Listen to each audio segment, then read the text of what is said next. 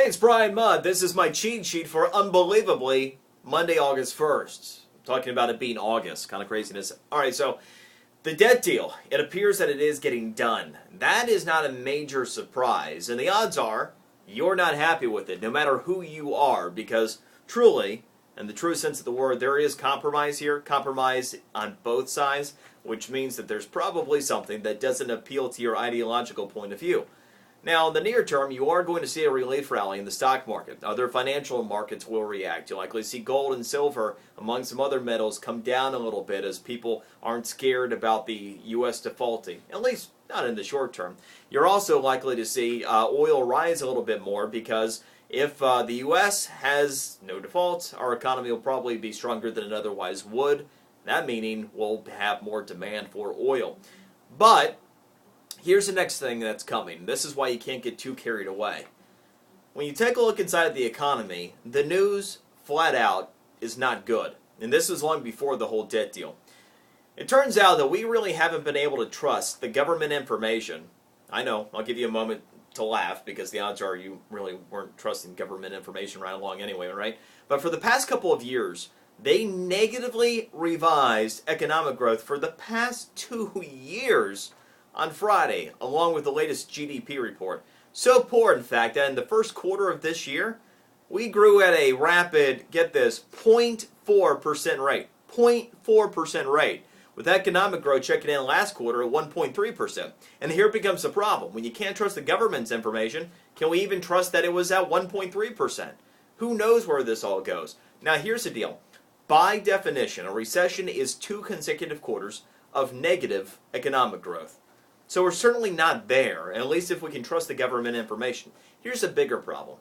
I was doing research a couple weeks ago, and what I found on the weak economic growth we're currently seeing is not good. Never in U.S. history have we decelerated from north of 2% growth down under 2% growth for 2 consecutive quarters and not entered a recession. I'll repeat that. We've never been in the circumstance we're currently in and not entered a recession.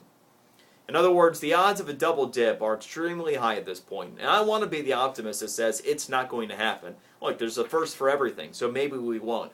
But the realities of this economy are that we could end up there. And you do have to position yourself and be braced for the possibility that we do have a double dip recession, which, once this whole debt thing is done, at least for now, is going to dominate the conversation. So be prepared with your money, with your investments, even with your job and your decisions to know there's a strong chance that we could be heading towards difficult times. Yet again, sorry to be the bearer of that potentially bad news. But it's better off knowing and being aware and hoping for the best, right? All right, so talked about the market being up, talked about the debt deal Congress. You know, we made records last week by calling our congressman, and now there's a new app that allows you to call your reps without having to do anything. It is callforthedream.com. Now, if you're a more conservatively minded person like me, I'll tell you straight up, they're a liberal group. But it doesn't matter because the app works the same for any representatives regardless of your political stripes. The deal is the app allows you to put in your local information, your zip code and your address. It pulls up the information for all your reps and will call them for you automatically. So you don't even have to pick up the phone to call your reps to make your opinion known. Yeah, it's kind of cool technology. By the way, they put this together in less than 24 hours. Not bad. Apple's the new #1 cell phone provider in the world. Not just here in the U.S. They passed Nokia over the weekend. They're now #1 in Asia too. So Apple is tops everywhere. JetBlue has a new unlimited flying pass. Now, it's not going to be available for our area. It's going to be out of California, Long Beach, and Boston.